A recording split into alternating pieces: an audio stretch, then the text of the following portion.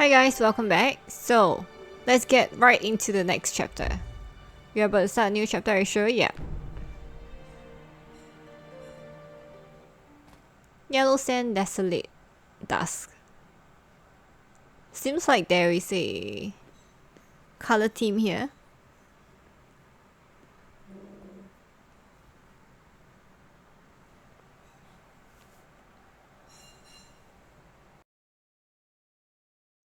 Man, honestly, I'm really enjoying it, and considering that the fights are a little bit like Dark Souls in the sense that they are pretty brutal.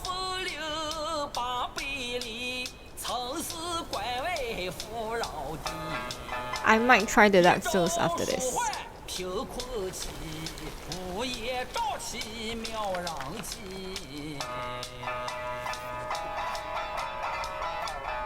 If you guys want to see it, let me know.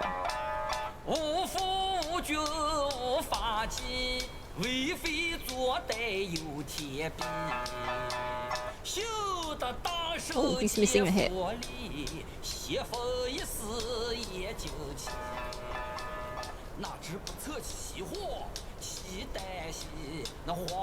Where is he singing from without his head?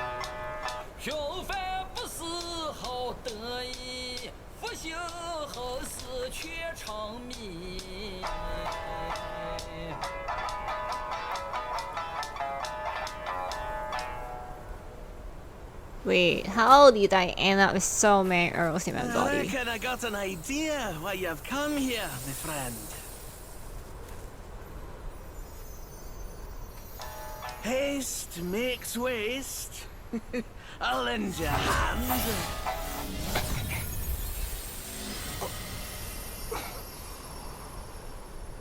Watch your step, eh? Get more shots and you'll be high and dry. What did I miss, man? In between chapter 1 and chapter 2?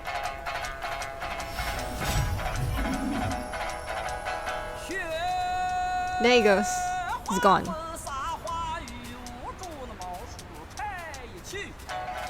Okay.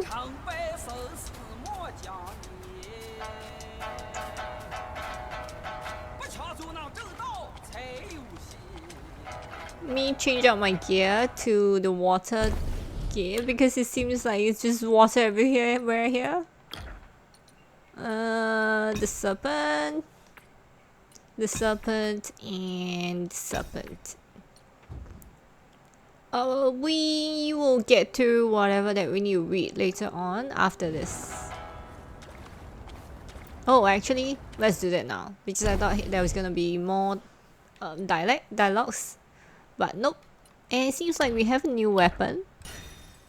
The Wind Bearer Staff considerably increases critical hit chance of the unveiling strike of Cloud Step. I need more core, I need more will, I need a lot more of everything else. And let's go to the... Oh!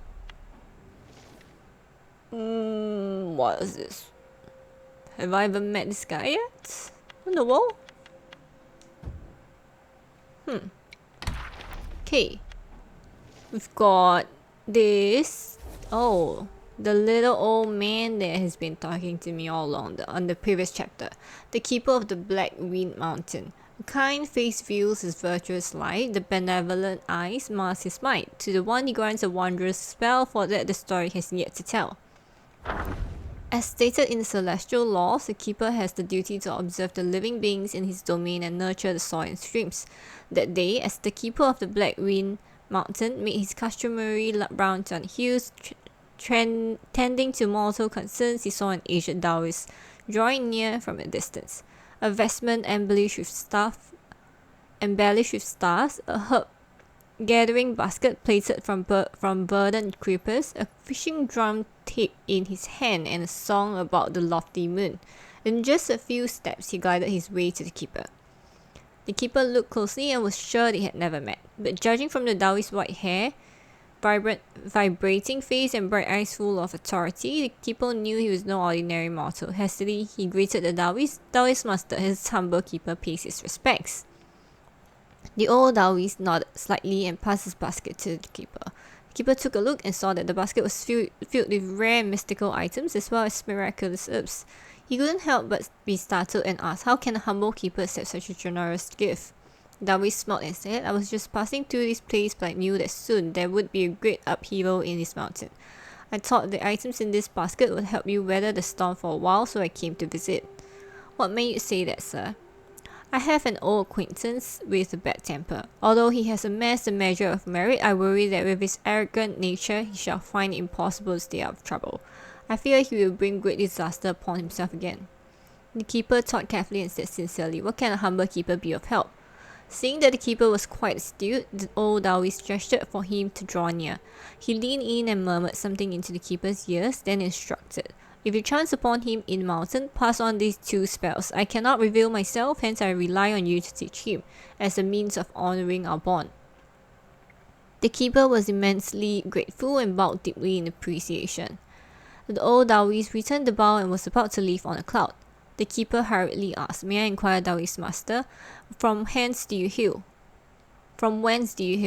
By the time the keeper spoke, the Taoist had already vanished into the distance. A leaf floated down from the sky, its scent faint yet distinct. Its tip extremely slender and long, a baldy leaf. At the moment, a revelation dawned upon the keeper. He bowed and paid his respects to the departing silhouette until the clouds and mist obscured his sight, then turned to depart. I'm not sure who that is. The Black Bear guy, this is the final boss that we did on the first chapter. In Guanning's grove, his greed won't cease. Southern tides bring no release. Schemes cloud his sight. On Bodhi Peak, he learned life's worth is peace. Holy shit. In the purple bamboo grove where Guaning resided, life was usually tranquil. The Black Bear guy spent his days eating bamboo shoots with Esther and drinking homemade bamboo leaf brew. His days had become so unremarkable they almost faded into nothingness. One day, the Loon Princess paid him a sudden visit with Red Boy, her servant. Flustered, the Black Bear hastily gathered his dishes, trying to hide the mess. The Loon Princess rolled her eyes and asked, have you thought about the task Guaning mentioned to you a few days ago? Black Bear guy didn't answer. He simply retrieved a box out of the chest and handed it to the Loon Princess. Red Boy snatched it and opened it. Inside was a transparent honey-fried sugar sculpture of an immortal riding lion, known as Lion Immortal Candy. Yesterday there was a Dharma assembly. At the top of the feast there was this exquisite and eye-catching sugar sculpture. I specially saved it for you as a token of my respect. Do you presume to understand my taste? Keep this for the children. Hearing this, Red Boy lost interest and stuffed the box back into Black Bear Guy's arms. Only then did the Loon Princess let out a contemptuous laugh. Cognizant of his blunder, Black Bear Guy mumbled, I'm willing to serve, but my abilities are mediocre. I'm afraid I can't handle such an important matter, the Loon Princess replied. Do you think we don't know that? Don't worry, there will be those fiercer and more ruthless than you leading the charge. No work, no reward. If it's a thorny matter, I might not be able to handle it. Guaning will attend to all, no thorny matters shall prevail.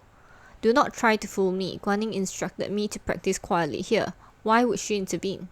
The Loon Princess wore a long face and said, how can you be so timid? This is a great opportunity. More people are vying for it than you could even imagine. Guaning chose you only because she wanted someone she could trust. Can't you see that? Black Bear Guy was speechless for a long time. The Loon Princess had run out of patience. So little ambition. Forget it. I'll let Guaning know. Dear Princess, honourable Princess, that's not what I meant. I'll go. Only when she saw the eager look in Black Bear Guy's eyes did the princess roll her eyes again. Leaving Red Boy behind, she drifted away.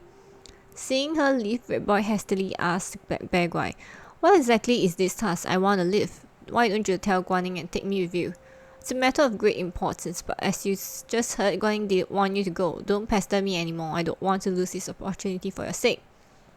A few days later, the Black Bear Guy had finished his preparations, building a black tasseled spear. He was about to set off. Red Boy, who had been waiting outside the bamboo grove for days, hurriedly caught up with him and once again insisted on accompanying him. Contrary to his usual manner, Black Bear Guy tried to persuade him. Red Boy, Guaning had instructed that you must stay here. Even your father has been pressed into service this time. Surely you can see how perilous it is. This is no laughing matter. He touched the encaging band around his head and sighed. To risk one's life just to remove a headband is not worth it. With that, he transformed his body into a black wind and swiftly vanished. Paying no heed to Red Boy's desperate shouts. Afterward, Red Boy waited for him outside the bamboo grove for a long time, but he never saw him return. Later, when Red Boy recalled, he realized that it was the last time he ever saw Black Bear Guan in Guaning's place. Very interesting. I think I know who is the Red Boy and who is the princess. But I will see later. I think they probably will turn up. And this is what we got off the Black Bear on the last fight. A relic. Craving Eyes. A glimpse reveals the foe's might. A talent tilts to an unfair fight. Identifies the Yaguais that bear spirits. Opportune Watcher. Well, what am I using to awaken it? Wow, I'm not using it, of course.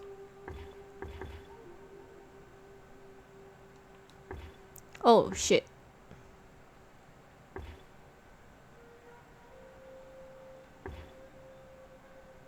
Me, sure. I think this is what I would prefer.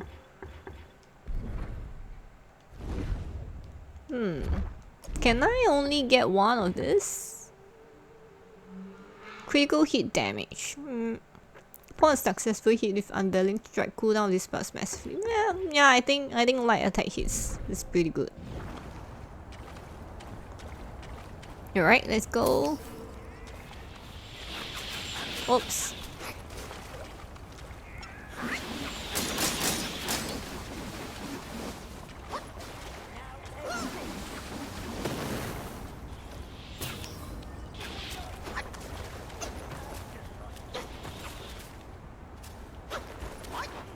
We rise again. Your menu ends in death. Now taste this.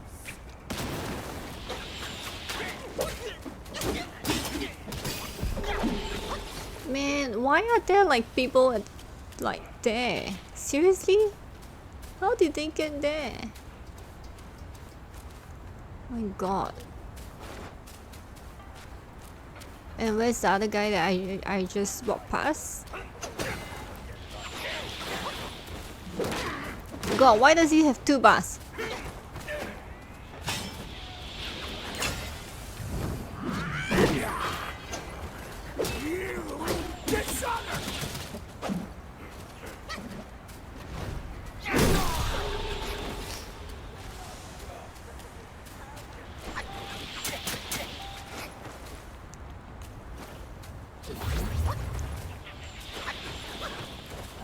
Seriously? Look at it.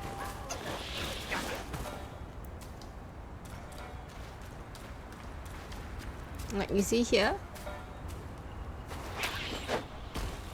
Oh no.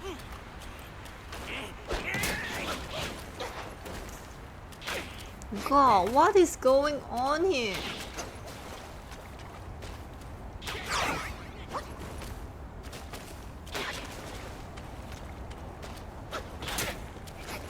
Seriously.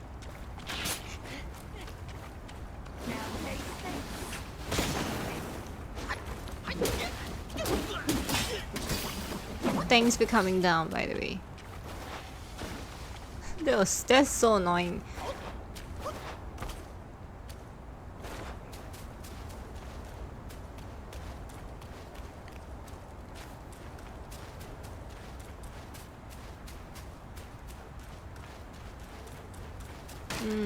Anything around this area? Ooh, what is this? This looks special.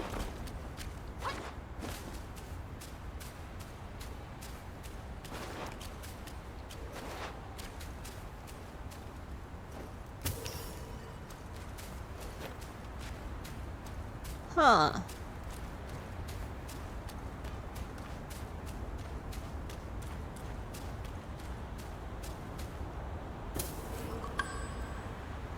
A lamb. And what does that do?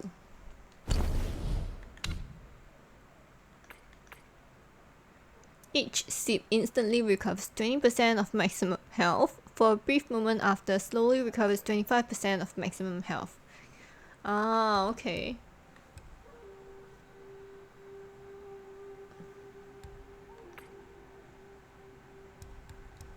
And licorice. In myriad formulas, licorice beans and the chancellor of medicines. This can be used to make medicines. Okay. And we've got 2 of these things. Oh, they're reds.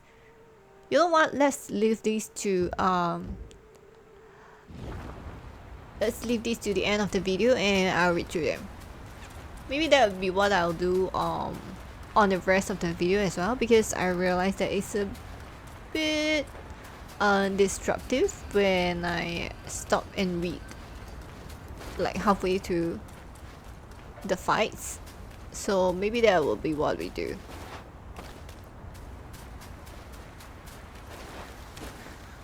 What's this? Oh, sorry.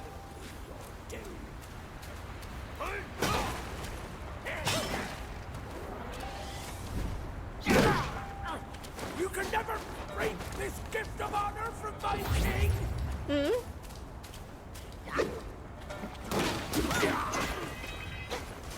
My king's gift!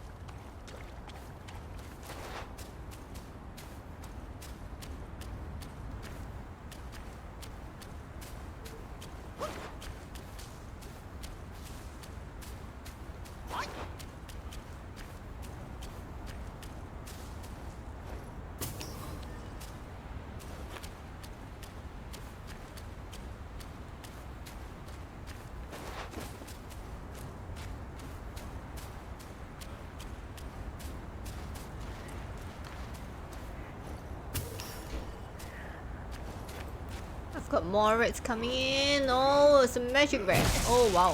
Whoa, whoa.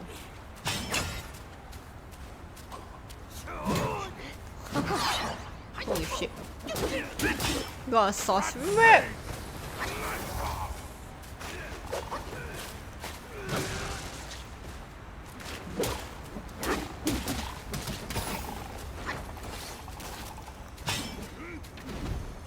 Oh.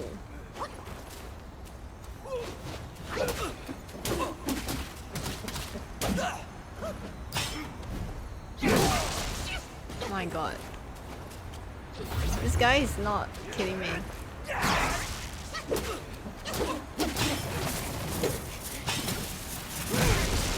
A shock stick wasn't damage received. Okay. Man, the terrain here is not the best. Alright. Let's call the governor. In.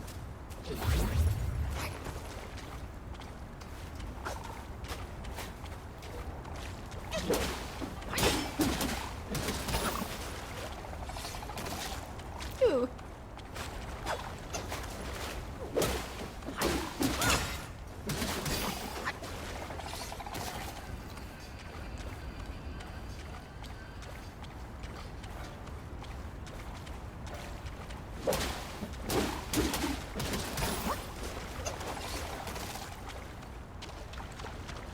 Anything else in these waters?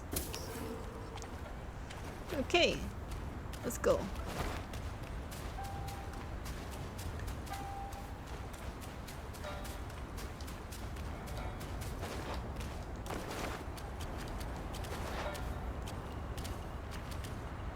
Oh, is that yellow paint? Oh my god.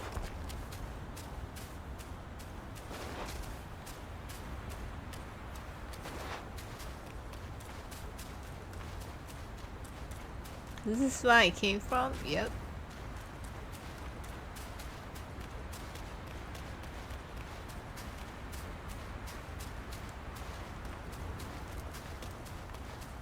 Dude, we got a shrine coming up. Oh no! What in the world, man? Come on. Wait, is the shrine here? Oh yeah, it is. Meteor in dire times.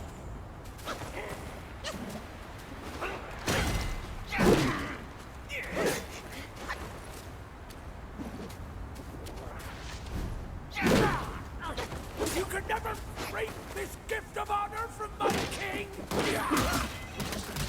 You dishonor!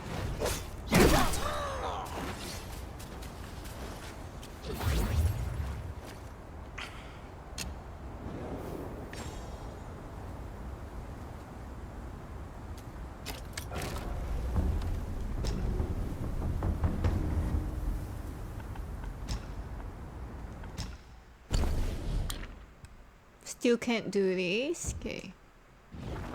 And armors. Oh, this looks so cool. But I've only got 2 silk right now. In cloud steps, Soaring Black Wind will attack enemies nearby the Destined One, the decoy continuously. Oh my god, there is so many.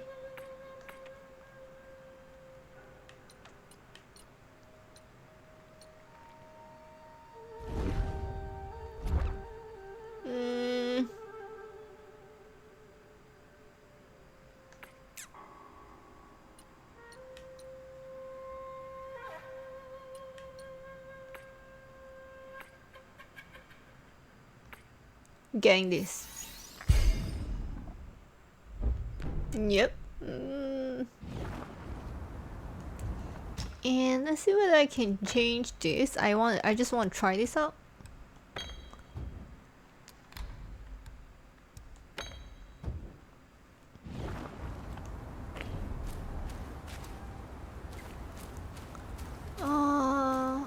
Okay. I was supposed to come from above, but let's see what's here that I have missed out.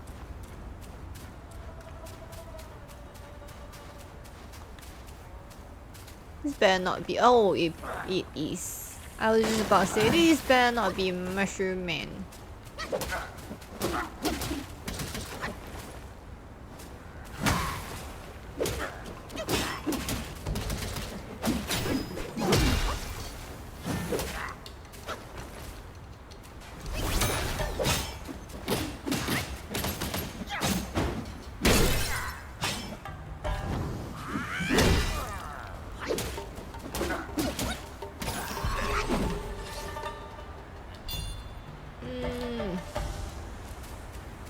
More sparks.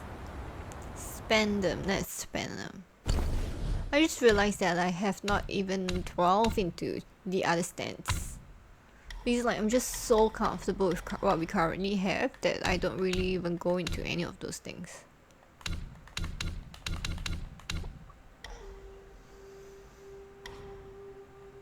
You know what? Let's max this out first. Nice.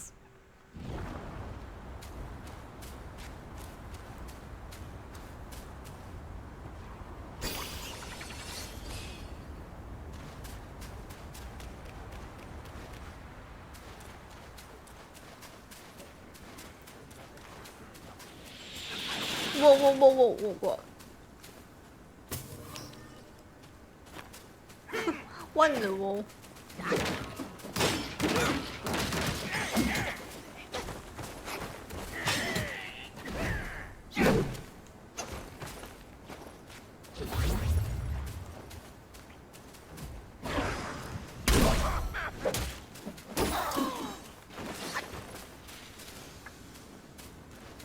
What's that about, man? It's just a bunch of arrows flying down towards me. Wow. I don't even know where I am right now.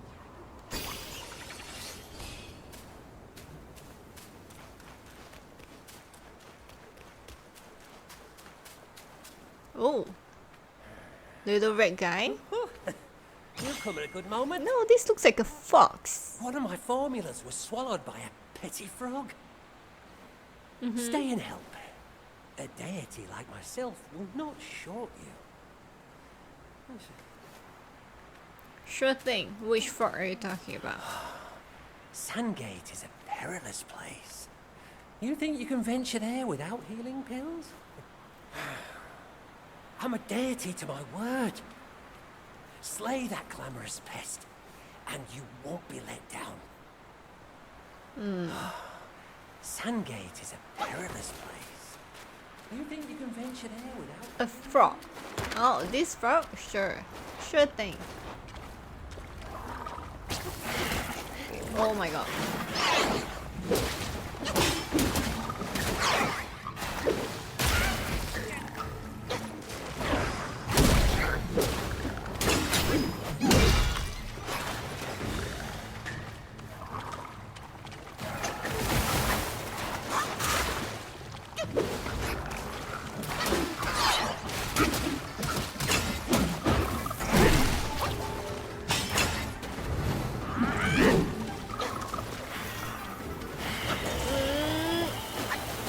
What are you doing? What are you doing?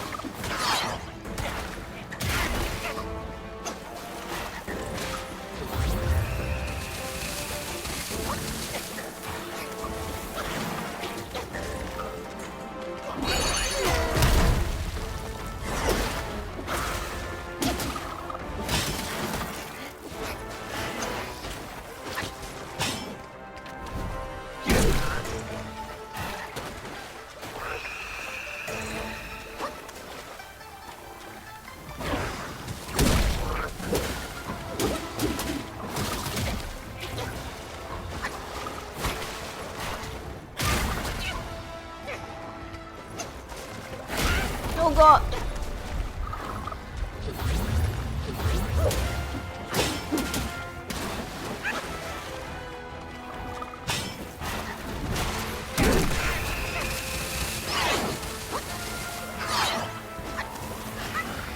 No, my god, I'm getting eaten. Let me out of there, man. Holy shit.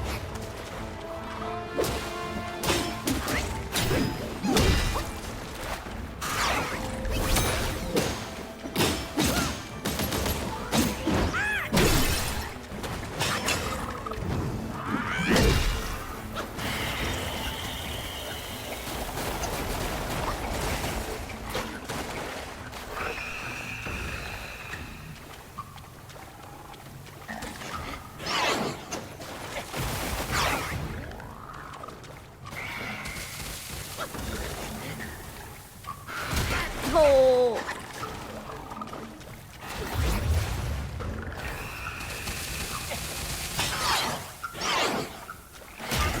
Oh. It's so annoying. That's it. Nice. I got a formula with a repelling medicament. Oh, isn't this the thing that I wanted?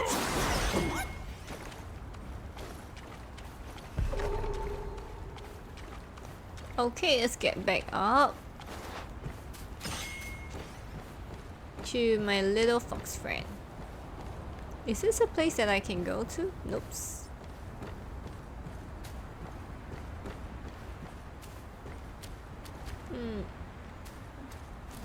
Hey, I got your formula back. Oh, how wondrous!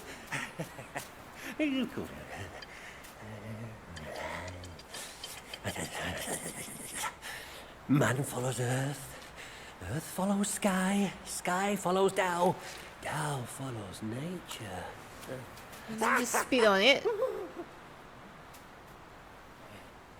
These common pills, I grant you. Hereafter, you may craft more yourself at the shrines. I must retrieve a furnace forthwith.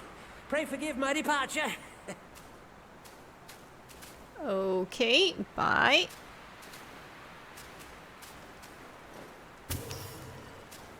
Alright.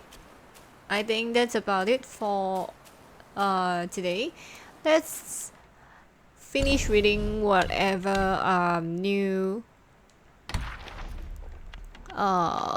codex we have. So we have the Red Archer, an army of bows carved with Lung. Lung. You mean a dragon? Because it seems like it's a dragon on the image on the right side. Okay. An army of bows carved with Lung. The roars of shaft a frightening song, warring on the archery glows, and with tactics their glory flows. In the days when the kingdom of flowing sands warred against the Fuban, there was a company of warriors known as the Four-Feathered Army. Skilled archery were there.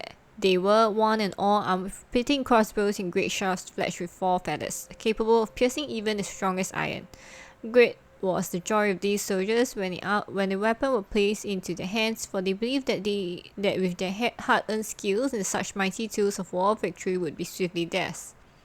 As darkness fell, the soldiers gathered to discuss the strategies they would employ. A veteran said, "Shoot its eyes to blind it, and the bug won't be able to hit us." A young one said, "Shoot its heart to stop its breath, and the creature will perish."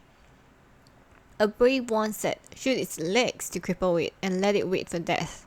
Long they debated, each seeking to sway the others, but none could be swayed. At last they resolved to each follow their own strategy and see which would prevail on the field. The next day, the Four-Feathered Army lined up in neat rows. At the given signal, a storm of arrows was released. Each archer aimed as they judged best, and not a single shot found its mark in the same place as another. The height of the Fuban was so thick that the rain of arrows served only to vex the creature. In the end, the valiant soldiers were scattered and put to flight. Alas, minds divided need not always agree, yet the strength of one alone has its limits. In unity lies true strength, and only with a single purpose can the greatest deeds be accomplished. A fellowship divided against itself cannot endure, but is ever doomed to ruin. Okay, and the Red Soldier. Helmets bright and halberds keen, marching where the war banners lean. To the border's drum they march in time, behind their shields their courage climbs. In Sandgate village, a red widow grieved. Her husband, devoured by the tiger vanguard, had left nothing behind but his sand shield, a royal reward. Her sons, born after their father's demise, were her last hope. Pointing to the shield, she decreed to her growing sons, "If you don't slay that tiger, you're no sons of mine." And so they trained with the second prince, vowing to take vengeance on the tiger vanguard. Among them, one boy, frail and ill-suited for combat, loved ink and paper over spear and shield. His mother's scolding and punishments were frequent, forcing him to commit to the martial arts. He did try hard, yet his efforts only left him feeble and trembling. The same skills that took only a few days to acquire for his peers could take him weeks with no noticeable progress. Even the prince urged him to explore a different path, therefore the boy's enthusiasm for martial waned further. As his brothers donned red armor and golden shields, he stood alone, enduring more beating and scorn. Once his mother went too far with her harsh words, "Better to be eaten by the tiger than remain useless at home," which drove him to steal his father's shield and spear to fulfill his mother's wish.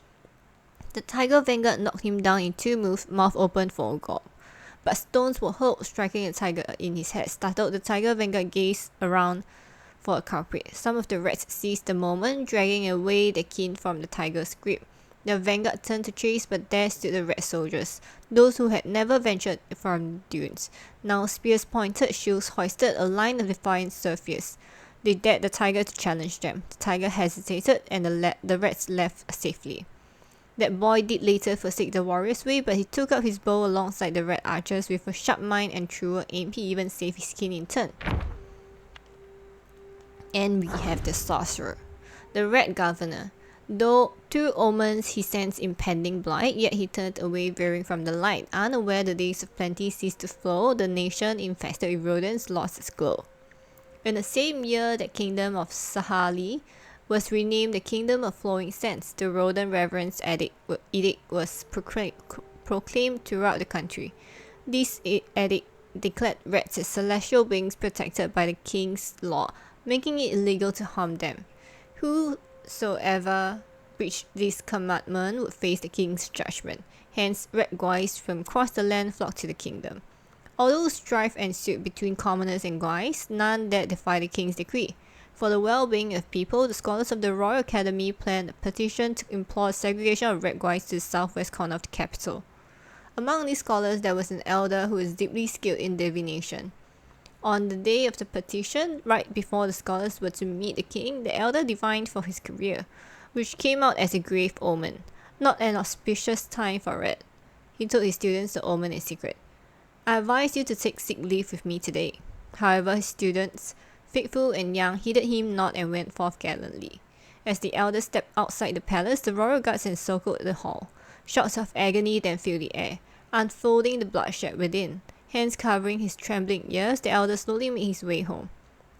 After 3 kingless assemblies and a major court reshuffle, he was promoted to Grand Governor, a rank that bestowed him years of wealth and glory. But one day, as he peered into a bronze mirror, he noticed that his nose was elongated and bristles had sprouted on both sides. Henceforth, he forsook mirrors, knowing he would always bear a rat's visage like all those absented from the petition. Oh.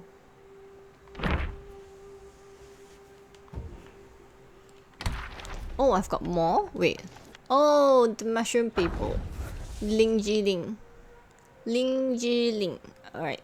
Deep in the woods beneath the trees, where mountains green and waters please, it guards its friends with gentle ease, but gathers strength when threats cease. In the highland bounds, a famed wine estate thrived, renowned for its medicinal brews. These beverages, with their enchanting aroma and exquisite flavor, were beloved by the people, and its business flourished.